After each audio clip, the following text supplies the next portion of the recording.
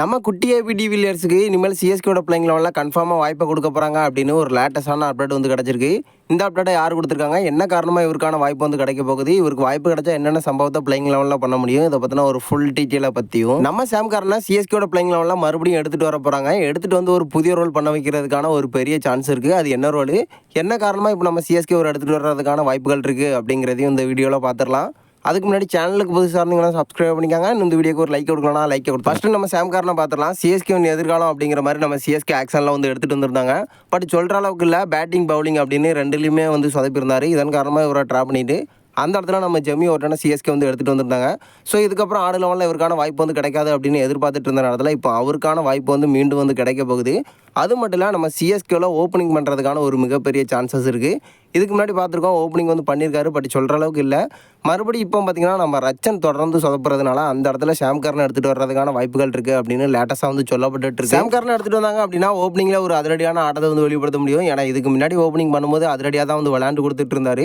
So எனக்கு தெரிஞ்சு ரச்சனை drop பண்ணாங்க அப்படின்னா அந்த இடத்துல இவரை வந்து ஓப்பனிங் பண்ண வைக்கிறது நம்ம சிஎஸ்கேக்கு ஒரு மிகப்பெரிய ப்ளஸ்ஸாக இருக்கும். ஓப்பனிங்கில் எடுத்துகிட்டு வந்தாங்க அப்படின்னா ஒரு மிகப்பெரிய கம்பேக் கொடுக்கறதுக்கான நிறைய சான்சஸ் இருக்குது. ஸோ எனக்கு தெரிஞ்சு சாம் கார்னை எடுத்துகிட்டு வர மாட்டாங்க.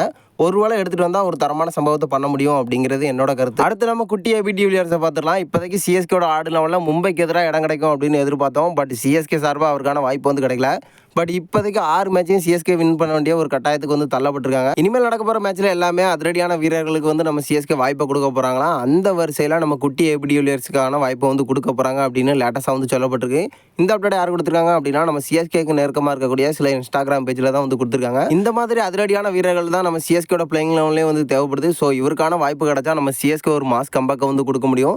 நிறைய சிக்ஸ் அவரோட பேட்டில் இருந்து வந்து எதிர்பார்க்கலாம். எனக்கு தெரிஞ்சு 3வது இடத்துல இல்லைனா 4வது இடத்துல யூஸ் பண்ணுறதுக்கான வாய்ப்புகள் இருக்குது. அந்த இடத்துல ஒரு அதிரடியான ஆட்டத்தை வெளிப்படுத்தினாலே போதும், சிஎஸ்கே ஒரு மிகப்பெரிய டார்கெட்டை வந்து ஸ்கோர் பண்ண முடியும். ஸோ எனக்கு தெரிஞ்சு இந்த வீரரை எடுத்துகிட்டு வர்றது நம்ம சிஎஸ்கேக்கு ஒரு மிகப்பெரிய ப்ளஸ்ஸாக இருக்கும்.